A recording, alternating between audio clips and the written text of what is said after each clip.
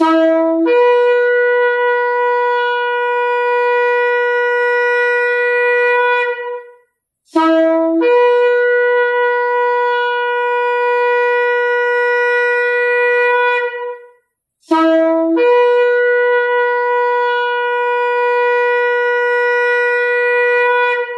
RPK yang dikasihi Tuhan dimanapun Anda berada.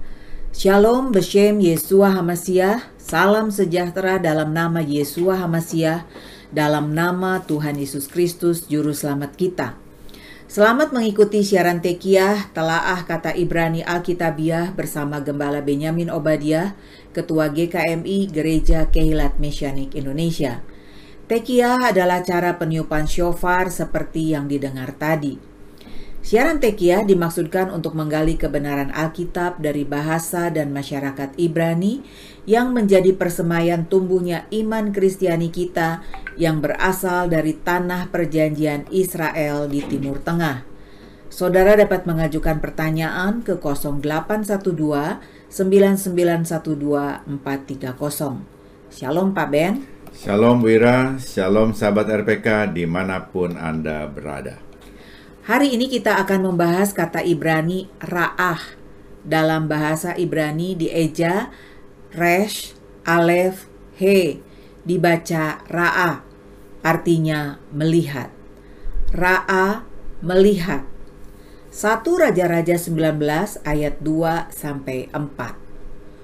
Maka Jezebel menyuruh seorang suruhan mengatakan kepada Elia, "Beginilah kiranya para ilah menghukum aku, bahkan lebih lagi daripada itu. Jika besok kira-kira pada waktu ini aku tidak membuat nyawamu sama seperti nyawa salah seorang dari mereka itu." Ia melihat Yara, lalu bangkit dan pergi menyelamatkan nyawanya. Dan setelah sampai ke Beersheba yang termasuk wilayah Yehuda, ia meninggalkan bujangnya di sana. Tetapi dia sendiri melakukan perjalanan sehari perjalanan ke padang gurun dan datang dan duduk di bawah pohon arar. Dan dia meminta dirinya untuk mati dan berkata, "Sudah cukup, sekarang ya Tuhan, ambillah nyawaku, karena aku tidak lebih baik dari nenek moyangku." Terjemahan mengikuti Rabbi Aden Steinsaltz, Koren Publisher, Yerusalem. Elia, nabi yang dipakai Adonai Elohim Israel dengan kuasa mujizat yang luar biasa mengalahkan 400 nabi Baal yang berdoa kepada Baal mereka tanpa hasil. Baal mereka terlalu lemah untuk menjawab doa mereka. Sebaliknya, Elia seorang diri berdoa. Dari segi jumlah, Elia tentu kalah. Tetapi luar biasanya, Adonai Elohim yang disembahnya itu adalah Tuhan yang hidup. Doa Elia dijawab Adonai Elohim dengan kuasa. Tuhan mengirim api untuk menyambar persembahan korban sehingga korban yang di atas mezbah itu habis terbakar. Melihat itu, umat Israel yang tertekan oleh penyembahan palsu para nabi Baal itu pun bersorak-sorai, "Adonai, dialah Elohim. Adonai, dialah Elohim. Adonai, dialah yang patut disembah."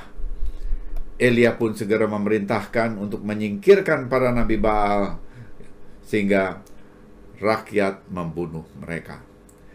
Peristiwa ini didengar oleh Ratu Isabel, permaisuri Raja Ahab dan penyembah berhala itu.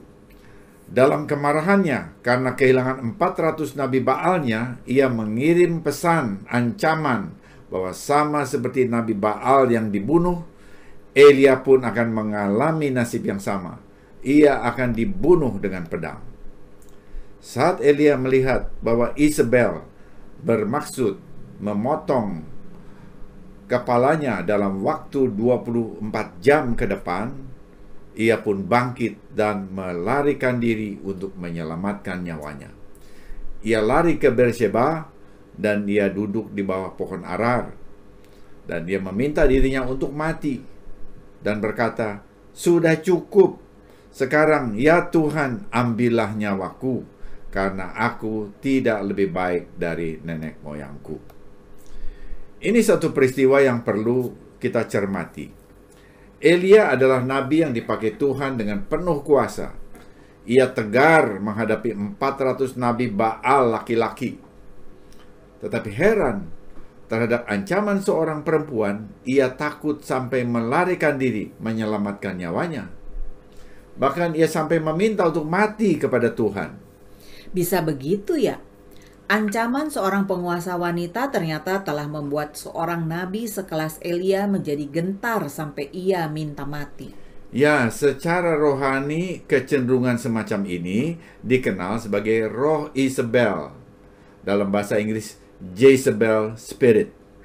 Roh pada wanita yang mendominasi pria. Apakah ini kecenderungan hanya ada pada pihak wanita atau ada kecenderungan juga pada pihak pria? Ya benar, ada kecenderungan juga di pihak pria. Suami Isabel adalah Raja Israel yang bernama Ahab. Ahab ini raja yang lemah dalam karakter. Ia cenderung berlindung pada istrinya, padahal ia raja. Kecenderungan pria seperti ini secara rohani disebut roh Ahab Spirit. Kedua kecenderungan alias roh tersebut tidak baik. Dalam Alkitab jelas dikatakan bahwa suami adalah imam dalam keluarga yang memimpin dan mengasihi istri dan anak-anaknya seperti Mesias mengasihi jemaat. Sementara sang istri diminta tunduk kepada suami seperti kepada Mesias. Efesus 5 ayat 22 sampai 25. Sekarang kita lihat bagaimana kitab suci mencatat perasaan yang ada pada Elia. Tadi di dalam 1 Raja-Raja 19 ayat 3, kita sudah membaca Elia melihat akan apa yang dilakukan oleh Isabel terhadap dirinya. Kata melihat dalam 1 Raja-Raja 19 ayat 3 diterjemahkan dari kata Ibrani yara. Kata ini berasal dari salah satu dari dua akar kata Ibrani, yaitu satu yira atau yang kedua ra'a. Akar kata pertama yira berarti takut. Karena itu ada terjemahan yang langsung menerjemahkan sebagai maka takutlah ia. Akar kata yang kedua ra'a berarti melihat. Dalam banyak kasus ra'a digunakan untuk penglihatan atau wawasan spiritual. Teks Masoret menambahkan nikut sebagai tanda vokal yang mengarahkan kita ke akar kata ra'a yang berarti melihat. Ini terlihat jelas pada Tanakh terbitan Koren Publisher Jerusalem. Dikatakan bahwa para ahli Torah melakukan ini karena mereka tidak ingin menekan kelemahan dalam iman Elia. Namun, kita tetap dapat melihat semacam kelemahan di dalam diri Elia. Ra'a atau melihat itu dapat mencakup baik segi natural maupun segi spiritual. Tampaknya, Elia sekalipun seorang nabi terperangkap oleh ancaman fisik dari Isabel, sehingga ia lebih condong untuk melihat segi natural atau alamiahnya saja. Akibatnya, ia disergap oleh ketakutan dan menjauhi iman. Karena itu, seperti kata pepatah, kebalikan dari iman adalah ketakutan. Kemudian, ketika ia sedang duduk di bawah pohon arar, lalu ingin mati, tampaknya tidak terdengar sebagai pernyataan iman. Namun di sisi lain, ketika Elia sungguh-sungguh ingin mati, mengapa dia menyelamatkan diri ke padang gurun? Dalam 1 Raja-Raja 19 ayat 3, kita mengetahui bahwa Elia melihat apa yang telah direncanakan Isabel secara fisik terhadapnya. Rencana ini menggentarkan hatinya. Ia tak dapat menolak pandangan natural ini, dan sebagai akibatnya, ia melarikan diri sebagai tindakan defensif. Ia takut dengan apa yang dia lihat. Tarik ulur antara ketakutan terhadap ancaman dan kepercayaan kepada Tuhan membuat Elia akhirnya mengakui, "Aku tidak lebih baik dari leluhurku." Masalah dengan para leluhur adalah masalah iman dan kepercayaan kepada Tuhan. Elia tidak putus asa hanya karena ancaman Isabel, tetapi karena setelah mengalami semua mujizat dari Tuhan yang luar biasa, Elia masih membiarkan rasa takut menguasai dirinya. Mengapa Elia melihat dirinya tidak lebih baik dari leluhurnya? Ya, karena meskipun para leluhur telah berjalan dalam mujizat Tuhan setiap hari di padang gurun, ketika tiba saatnya untuk memasuki tanah perjanjian, mereka diliputi rasa takut, sehingga Israel menolak untuk memasuki tanah perjanjian. Elia pun melihat dirinya sama dengan para leluhurnya, karena ia pun takut. Kita hanya bisa membayangkan hubungan seperti apa yang dimiliki Elia dengan Tuhan. Namun dapat dirasakan bahwa sang nabi dipenuhi dengan penyesalan akibat ia melukai hati Tuhan karena kekurangan imannya. Hubungannya dengan Tuhan begitu dekat sehingga ia telah menyaksikan secara langsung mujizat menahan hujan dan menurunkan hujan.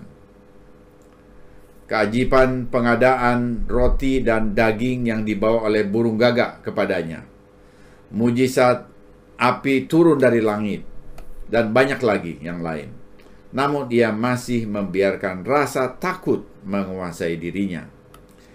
Elia tidak serta-merta meminta Tuhan untuk mengambil hidupnya. Ia meminta Tuhan mengambil nefes atau jiwanya. Seperti banyak kata Ibrani lainnya, istilah nefes mempunyai arti yang luas, termasuk kehidupan fisik dan kehendak bebas seseorang. Mungkin di titik inilah Elia akhirnya memutuskan untuk menyerahkan tugasnya pada kehendak Tuhan dan meminta dia untuk mengendalikan nefesnya, pusat dari kehendak, emosi, dan hasratnya. Ya, tetapi kita membaca bahwa sesudah itu Elia diperintahkan menyiapkan Elisa sebagai penggantinya. Benar, ini pelajaran bagi kita agar kita tidak sembarangan dengan kata-kata kita di hadapan Tuhan. Tuhan memperhitungkan kata-kata kita. Elia diakhiri masa pelayanannya sesudah ia meminta Tuhan mengambil jiwanya. Jadi kalau Anda masih ingin hidup, jangan bicara mau mati. Cabut dan batalkan kata-kata yang tak dipikir baik-baik itu dalam nama Yesus HaMashiach. Ini perlu menjadi perhatian bagi kita orang percaya. Ketika setan, bapa dari roh Isabel, menudingkan jarinya ke arah Anda dan berkata, "Lihatlah, kamu telah kehilangan pekerjaan." Apa yang akan terjadi kemudian? Kamu akan menjadi tunawisma. Kamu akan kelaparan, malapetaka, malapetaka. Maka iman dan keyakinan Anda kepada Tuhan tiba-tiba terguncang, seperti halnya Elia. Anda menemukan diri Anda berlari ketakutan, dan akhirnya Anda duduk di bawah pohon dalam keputusasaan. Bukan karena semua masalah Anda, tetapi karena kurangnya kepercayaan Anda kepada Tuhan. Anda merasa kesal, tidak hanya terhadap diri Anda sendiri, tetapi karena Anda telah mengecewakan Tuhan, melukai hatinya dengan kurangnya iman Anda. Setelah bertahun-tahun melihat kesetiaan Tuhan, Anda menemukan bahwa Anda tidak berbeda dari anak-anak Israel yang tidak setia. Sama seperti Anda yang siap memasuki tanah perjanjian, namun harus menghadapi raksasa, sehingga Anda rontok ketakutan. Lalu sama seperti Elia, Anda berseru, "Cukup, Tuhan, ambillah kehendakku, keinginanku, harapanku, impianku, jiwaku, karena aku lelah hidup dalam ketakutan dan kurang percaya kepadamu." Belajar dari pengalaman Elia, sesungguhnya reaksi kita seharusnya berbeda. Bukan begitu, tetapi kita mohon agar Tuhan melalui Roh Kudus-Nya memberi kekuatan kepada kita untuk menghadapi semua tantangan di hadapan kita. Anda mengatakan, bagaimana mungkin? Kekuatan kita memang tidak seberapa, tetapi ingat, kita hidup di dalam Mesias Yeshua. Rabi Saul, Rasul Paulus dipimpin Ruh HaKodes, Roh Kudus, berkata dalam pengalamannya atau dari pengalamannya di dalam Filipi 4 ayat 13. Segala perkara dapat kutanggung di dalam Dia yang memberi kekuatan kepadaku. Ya, segala perkara dapat kutanggung di dalam Dia. Ya, di dalam Yesus HaMasyiah yang memberi kekuatan kepadaku. Ini reaksi yang tepat. Jangan menyerah. Kita yang mengenal Mesias Yesua harus lebih baik dari generasi-generasi sebelum Mesias datang. Tentang iman, ada sebuah ilustrasi berjudul "Anjing Mana yang Akan Anda Beri Makan". Dikisahkan seorang pria tua Indian Amerika asli yang menjadi seorang Kristen. Seseorang bertanya kepadanya, bagaimana rasanya menjadi seorang Kristen? Dia berkata, ini seperti memiliki 2 ekor anjing di dalam diriku. Yang satu baik dan yang satu jahat. Ketika ditanya, mana yang akan menang? Lelaki tua itu berkata, tentu yang paling banyak kuberi makan. Sama seperti Elia dan lelaki tua penduduk asli Amerika itu, kita memiliki 2 anjing, 2 sosok yang berkelahi di dalam diri kita. Sosok ketakutan dan sosok iman. Untuk sementara, kita membiarkan lengan kedagingan memberi kita makan dan merawat kita. Tetapi ketika lengan kedagingan itu mengecewakan kita, kita harus berpaling kepada Tuhan untuk memberi makan kita. Iman kita goyah karena terlalu lama kita memberi makan sosok ketakutan dalam diri kita dan bukan sosok iman. Manakah yang akan menang? Tentu yang paling banyak kita beri makan. Benar sekali, tetapi bagaimana kita memberi makan sosok iman? Nah, ini pertanyaan yang mendasar. Iman timbul dari pendengaran dan pendengaran dari firman Mesias. Roma 10 ayat 17. Jadi, memberi makan sosok iman dalam diri kita adalah dengan mendengar firman Tuhan. Bukan mendengar hoax, tetapi mendengar firman Tuhan. Caranya? Dengan membaca Alkitab, dengan mendengar khotbah yang membahas ayat-ayat Alkitab secara jelas, termasuk siaran tekiyah, talaah kata Ibrani Alkitabiah. Adakah bentuk lainnya? Ada. Yesua mengatakan dalam Yohanes 4 ayat 34, makananku ialah melakukan kehendak Dia yang mengutus aku dan menyelesaikan pekerjaannya. Kita mendapat makanan rohani bagi iman kita dengan cara melakukan, bukan hanya membaca, tetapi melakukan. Melakukan apa? Melakukan kehendak Dia yang mengutus Yesua, yaitu Adonai Elohim, Bapa surgawi kita. Saat kita membaca Alkitab, kita mendapatkan kehendak Tuhan dalam bentuk perintah-perintah Tuhan di dalamnya. Ini perlu kita lakukan. Dengan melakukan perintah-perintah Tuhan, iman kita menjadi kuat. Dengan iman yang kuat, pilihan-pilihan kita akan berpihak kepada kehendak Tuhan. Sosok iman di dalam diri kita menjadi kuat dan menang. Kembali kepada topik ra'ah atau melihat. Kita perlu melihat seperti Tuhan melihat. Memandang seperti Tuhan memandang. Kalau kita melihat seperti Tuhan melihat, maka kita akan bertindak seperti Tuhan bertindak. Kita akan ada di sisi iman, di sisi spiritual, dan bukan di sisi alamiah semata. Sebaliknya, Elia terjebak pada ancaman fisik karena ia terus-menerus melihat sisi natural alamiah ancaman terhadap dirinya yang menyebabkan dia ketakutan. Akibatnya, ia meminta jiwanya diambil. Ketakutan yang berlawanan dengan iman bukanlah berasal dari Tuhan. Rasul Paulus mengatakan dalam 2 Timotius 1 ayat 7. Sebab Tuhan memberikan kepada kita bukan roh ketakutan, melainkan roh yang membangkitkan kekuatan, kasih, dan ketertiban. Kalau roh ketakutan dengan alasan apapun hendak menguasai hidup kita, kita harus melawannya, menolaknya, sebab Tuhan tidak memberi roh ketakutan kepada kita, tapi roh kekuatan, kasih, dan ketertiban. Hidup di dalam firman-Nya dengan melakukan kehendak-Nya, kita akan melihat seperti Tuhan melihat dan bertindak seperti Tuhan bertindak. Ketika kita menolak ketakutan jasmaniah, baik dalam hal kesehatan, hal hubungan, dan hal keuangan, kita memilih jalur iman yang membuat kita dapat melihat seperti Tuhan melihat. Kita dapat melihat diri kita seperti Tuhan melihat diri kita. Kita dapat melihat masa depan kita seperti Tuhan melihat masa depan kita. Semoga siaran ini memberkati saudara. Informasi bagi saudara. Ibadah Syabat Ibrani Mesianik disiarkan secara live streaming di YouTube setiap Sabtu jam 10 waktu Indonesia Barat. Untuk mendengar ulang semua program Tekiyah, kunjungi dan subscribe kanal Keilat Mesianik di YouTube.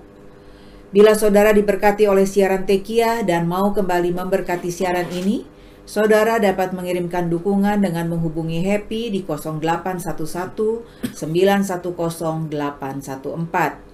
0811-910-814. Sesudah narasi ini kita akan mendengar lagu rohani The God Who Sees, Tuhan yang melihat, oleh Andrew Thompson. Semua sakit yang kurasakan, semua kegagalanku, Engkau melihatku semuanya. Setiap langkah yang kuambil, setiap rencana yang kubuat, Engkau Tuhan yang melihat semuanya. Perlindunganku, menara yang teguh, Engkau melihatku. Tuhan melihat kita. Kita pun mau melihat seperti Tuhan melihat. Kita melihat diri kita seperti Tuhan melihat diri kita. Kita memandang masa depan kita seperti Tuhan memandang masa depan kita. Kita memandang masa depan dengan iman dan bukan dengan ketakutan. Inilah doa kita. Amin. Tiba saatnya saya Penatua Ira Obadiah dan Gembala Benyamin Obadiah mohon diri dari ruang dengar saudara. Sampai jumpa pada siaran mendatang. Yesua keselamatanku, Torah kesukaanku, menuju kepenuhan bangsa-bangsa. Shalom, shalom.